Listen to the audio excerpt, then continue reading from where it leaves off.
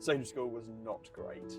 The autistic kid who didn't know he was autistic until year 10 and sort of just first of the time tried to act like a normal guy and didn't really know how to, just replicated everyone else. But when you're replicating what other people are doing, you're not really yourself.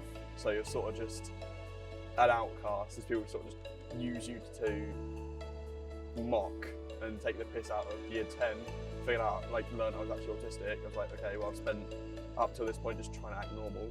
I just basically had a reason for why I was so odd.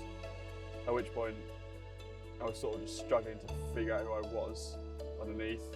I would ponder the question constantly, what is me and what's just the autism?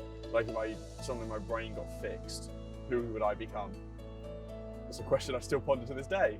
My interest in comic books, films, games, all things nerdy began in secondary school. Started playing the Arkham games, for example, the Batman Arkham games, which then piqued my interest in obviously Batman, and then that led to movies, and then obviously the comic books, which I then began to realise, well, these are just like reading a movie, and they're really good.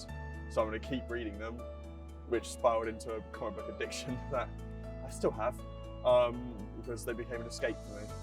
Now, why do I want to live in this world when I can go to a world where there's a homicidal clown fighting a man with parent issues in a bat suit, because it's better than this life.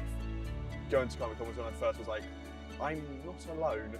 Like, there are other people out there who share this interest, who put on the costumes, wear the wigs and the weird clothes, and I suddenly found sort of like where I belonged and realised I'm not the only person who uses this world to escape. Spend the time and just enjoy it for once, and sort of enjoy that day once every so often. I have come a long way from where I started in secondary school. I now have friends I share this interest with who I've gone to Comic Con with. I live in a flat with two of them. I've come a long way to where I'm not hiding anymore. I have friends actually interested in the hobby who I spend time with playing video games with, or I watch movies with, which is I'd say this is the first time in my life I've had that. Like, I'm not as insecure about my autism. I'm not worried about what people think about me all the time.